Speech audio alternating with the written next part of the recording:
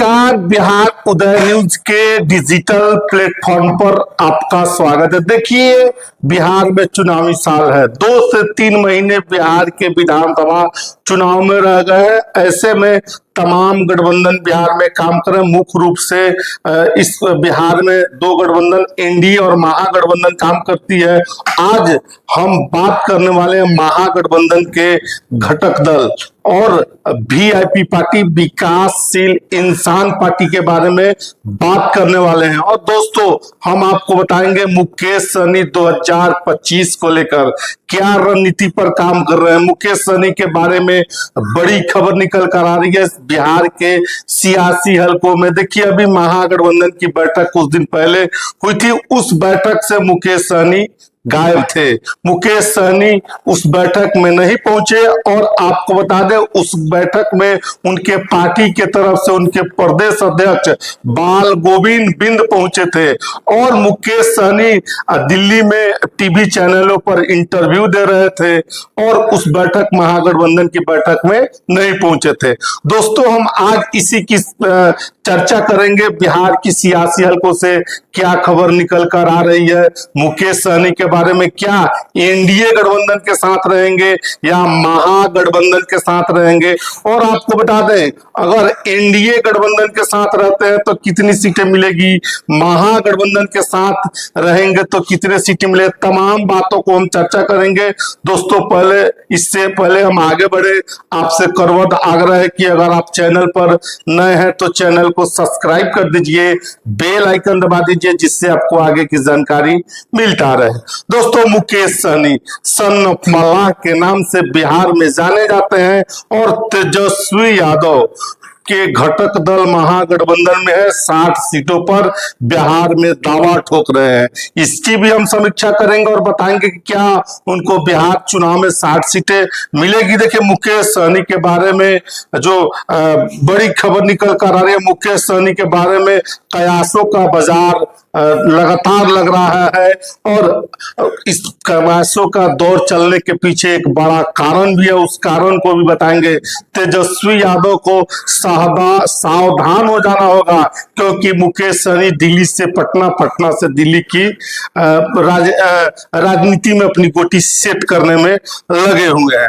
देखिए, अब अभी कुछ दिन पहले एनडीए के जो बिहार बीजेपी के प्रदेश अध्यक्ष हैं दिलीप जायसवाल ने प्रेस कॉन्फ्रेंस में कहा था कि पूछा गया, जब पत्रकारों ने उनसे पूछा कि क्या मुकेश सहनी एनडीए में आ सकते हैं, तो बड़ा ही जवाब दिया था। दिलीप जायसवाल ने कहा था कि राजनीति संभावनाओं का खेल है, कोई भी आने जाने के लिए स्वतंत्र है, देखिए आगे क्या होता है। देखिए, हम आपको बता दें, हम तमाम बातों को बताएंगे और तमाम जो मुकेश सहनी के बारे में जो खबरें हैं निकल कर एक एक चीज हम आपको बताएंगे। देखिए, इससे पहले हम चर्चा करते हैं 2020 के बिहार विधानसभा चुनाव को लेकर। आप सभी को मालूम होगा, बिहार विधानसभा चुनाव को लेकर वीआईपी पार्टी की क्या रणनीति रही थी। तेजस्वी यादव के साथ थे, बाद में एनडीए खेमे में चले गए थे। देखिए, आपको बता दें, मुकेश सहनी वीआईपी पार्टी के सर्वोसर्वा है। हालांकि उनके प्रदेश अध्यक्ष कागज में कोई और है, लेकिन सुप्रीमो उन्हीं को कहा जाए।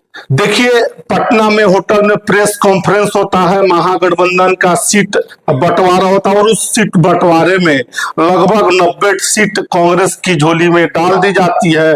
आरजेडी कहती है कि 144 सीटों पर हम लड़ेंगे, अपने कोटे से मुकेश सहनी को हम सीटें देंगे।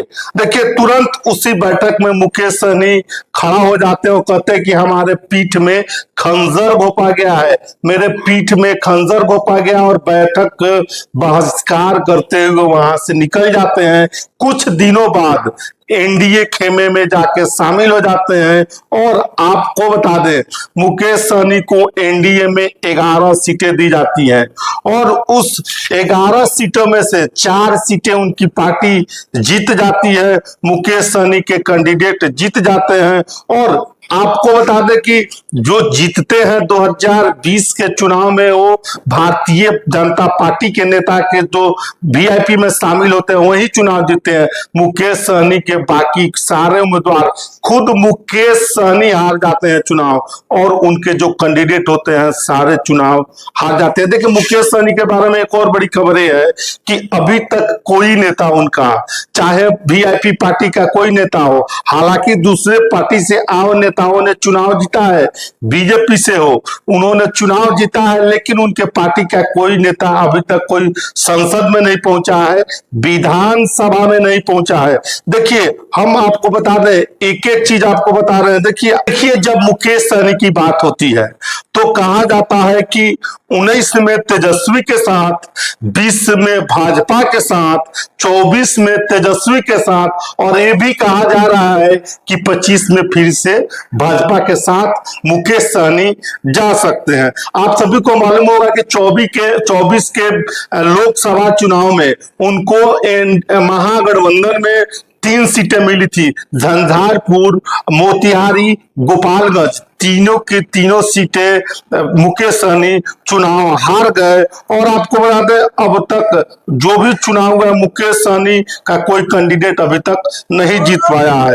देखिए अब हम चर्चा करें, मुकेश सहनी ने अपने पोस्ट से, हैंडल से पोस्ट किया था और 60 सीटों की मांग दोहराई थी कि खुद मुकेश सहनी कह रहे हैं कि खुद अपने हैंडल से पोस्ट कर रहे हैं कि बिहार विधानसभा चुनाव में आपको वीआईपी पार्टी को 60 सीटें चाहिए। महागठबंधन की 23 तारीख को बैठक थी, हालांकि उस बैठक से मुकेश सहनी गायब थे। दिल्ली में खबरें तो ये भी है सियासी हलकों से कि वो दिल्ली में गठबंधन की बात करने एनडीए नेताओं से, अमित शाह से गए थे। लेकिन जो खबरें निकल कर आ रही है उधर से कहा गया है कि आपको पिछली बार 10 दिए थे, 11 दिए थे, माफ करिए 11 दिए थे, अब की बार 10 देंगे आपको। इधर से 10 सीटें मंजूर है तो आइए, नहीं मंजूर है तो जिधर है उधर रहिए। लेकिन अब हम चर्चा करते हैं कि मुकेश सहनी महागठबंधन में रहते हैं तो मुकेश सहनी कितने सीटें मिल सकती है। देखिए मुकेश सहनी एनडीए में रहते हैं तो 10 सीटों तो एनडीए ने लगभग, जो सियासी हलकों से अंदर खाने से खबर आ रही है कि बीजेपी ने कहा है 10 सीटें देंगे, इधर आना है तो आइए, नहीं तो जहां है वहां रहिए। देखिए अब हालांकि इनकी बात बीजेपी के शीर्ष नेताओं, आला कमान से लगातार चल रही है। इस चीज को तेजस्वी यादव भांप गए हैं, जान रहे हैं कि हमको धोखा मिल सकता है तेजस्वी से। 60 सीटों को देखिए, तेजस्वी से 60 सीटों की मांग कर रहे हैं और कांग्रेस की वजूद बताने की बात कर रहे हैं। कांग्रेस का बूथ लेवल तक करता है 243 विधानसभा पर, लेकिन बिहार में पूरे विधानसभा पे 300 बूथ पर भी उनके कार्यकर्ता, वीआईपी पार्टी के, मुकेश सहनी के कोई कार्यकर्ता उपलब्ध नहीं है।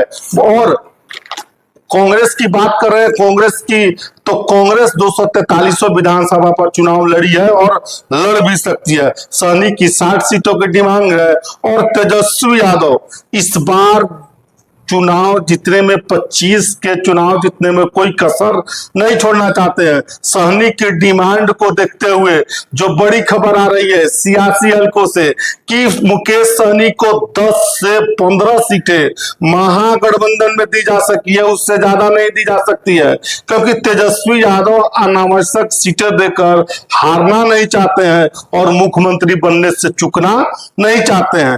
देखिए अब जो बीजेपी के, हालांकि बीजेपी ने मलाहों को मंत्री बनाया है बिहार में, चाहे वो हरी सहनी हो चाहे मदन सहनी हो, जेडीयू की तरफ से तमाम निषादों को मंत्री बनाया। हालांकि जब मुकेश सहनी एनडीए के साथ थे तो एक बार भी मुकेश सहनी जब मंत्री थे तो उन्होंने एक बार भी आवाज नहीं उठाई है कि हमारे निषादों के आरक्षण के बारे में कुछ सोचिए। लेकिन अब चुनाव है, पासा तो फेंकेंगे, तेजस्वी यादव को ब्लैकमेल करना भी शुरू करेंगे अति पिछड़ा के वोट के नाम पर।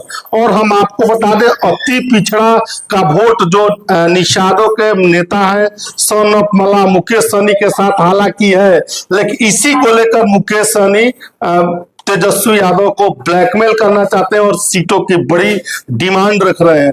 देखिए 60 सीटों के तो बात छोड़िए, जो खबर निकल कर आ रही है सियासी हलकों से, उनको 30 सीट भी महागठबंधन में नहीं मिलने जा रहा है। 11 से 15, 10 से 15 सीटें देने की बात महागठबंधन में तेजस्वी यादव की हो रही है। डिप्टी सीएम तो छोड़िए, अगर उनका कोई कैंडिडेट जीतता नहीं है तो उनको मुकेश सहनी को मंत्री भी नहीं बनाया जाएगा। और तेजस्वी यादव खुद राजनीति के धुरंधर लालू यादव के पुत्र हैं।